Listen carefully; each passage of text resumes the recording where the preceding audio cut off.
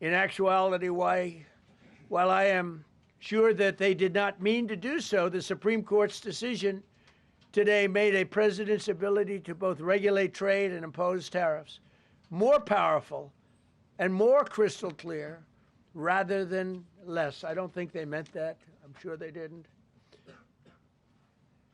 It's terrible. And to think that the Democrats who oppose this only because they want to go the opposite way, they'd like to pack the court. They want to put on 21 people. They want to pack the court, pack the Supreme Court. Maybe they should do it. Maybe they would be better off if they did it.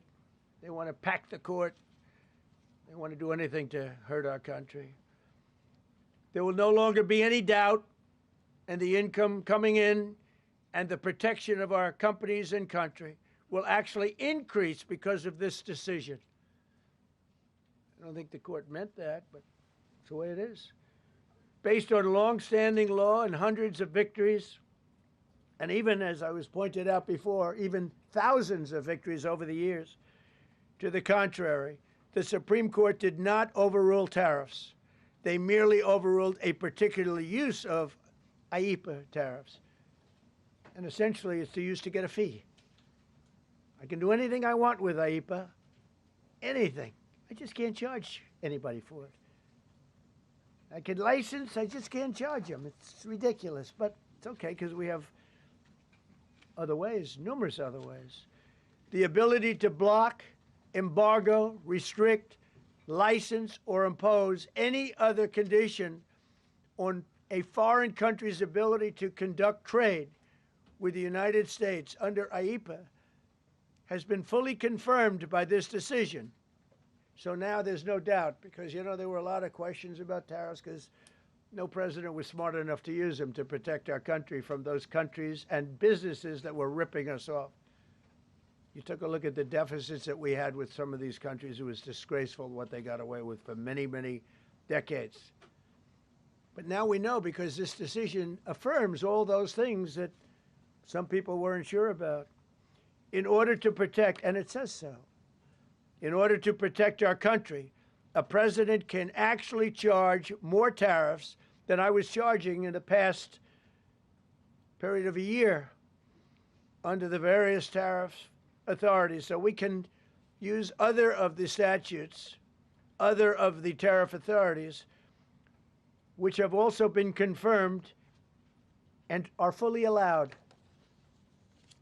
Therefore, effective immediately, all national security tariffs under Section 232 and existing Section 301 tariffs, they're existing, they're there, remain in place, fully in place, and in full force and effect. Today, I will sign an order to impose a 10% global tariff under Section 122 over and above our normal tariffs already being charged. And we're also initiating several Section 301 and other investigations to protect our country from unfair trading practices of other countries and companies. The Supreme Court's ruling on tariffs is deeply disappointing, and I'm ashamed of certain members of the court, absolutely ashamed, for not having the courage to do what's right for our country. I'd like to thank and congratulate Justices Thomas, Alito, and Kavanaugh for their strength and wisdom and love of our country, which is right now very proud of those justices. When you read the dissenting opinions, there's no way that anyone can argue against them. There's no way. Foreign countries that have been ripping us off for years are ecstatic. They're so happy. And they're dancing in the streets, but they won't be dancing for long, that I can assure you. The Democrats on the court are thrilled, but they will automatically vote no. They're an automatic no, just like in Congress. They're an automatic no. They're against anything that makes America strong, healthy, and great again. They also are a, frankly, disgrace to our nation, those justices. They're an automatic no, no matter how good a case you have. It's a no. you can't knock their loyalty. It's one thing you can do with some of our people. Others think they're being politically correct, which has happened before far too often with certain members of this court, and it's happened so often with this court. What a shame. Having to do with voting in particular, when in fact they're just being fools and lapdogs for the rhinos and the radical left Democrats, and not that this should have anything at all to do with it. They're very unpatriotic and disloyal to our Constitution. It's my opinion that the court has been swayed by foreign interests and a political movement that is far smaller than people would ever think. It's a small movement. I won by millions of votes. We won in a landslide. With all the cheating that went on, there was a lot of it, but we still won in a landslide. Too big to rig. But these people are obnoxious, ignorant, and loud. They're very loud. And I think certain justices are afraid of that. They don't want to do the right thing. They're afraid of it.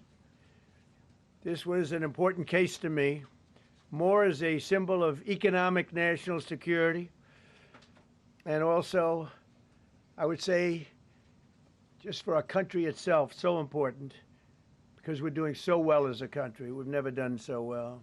The good news is that there are methods, practices, statutes, and authorities, as recognized by the entire court in this terrible decision, and also as recognized by Congress, which they refer to, that are even stronger than the IEEPA tariffs available to me as President of the United States. And in actuality, I was very modest in my ask of other countries and businesses because I wanted to do, and it's very important, I wanted to be very well behaved because I wanted to do anything, I didn't want to do anything that would affect the decision of the court, because I understand the court. I understand how they are very easily swayed. I want to be a good boy. I have very effectively utilized tariffs over the past year to make America great again. Our stock market has just recently broken 50,000 on the Dow, and simultaneously, and even more amazingly, broken 7,000 on the S&P, two numbers that everybody thought upon our landslide election victory could not be attained. Think of that. Nobody thought it was possible to do it within 4 years, and we did it in 1 year. They said, you'll never be able, you'll go back and you read the geniuses, read their statements, all of the Nobel Prize winners in economics. They said, no, you couldn't do it in 4 years. Well, we didn't do it in 4 years. We did it in 1 year. We broke every record in the book, and we're continuing to do so.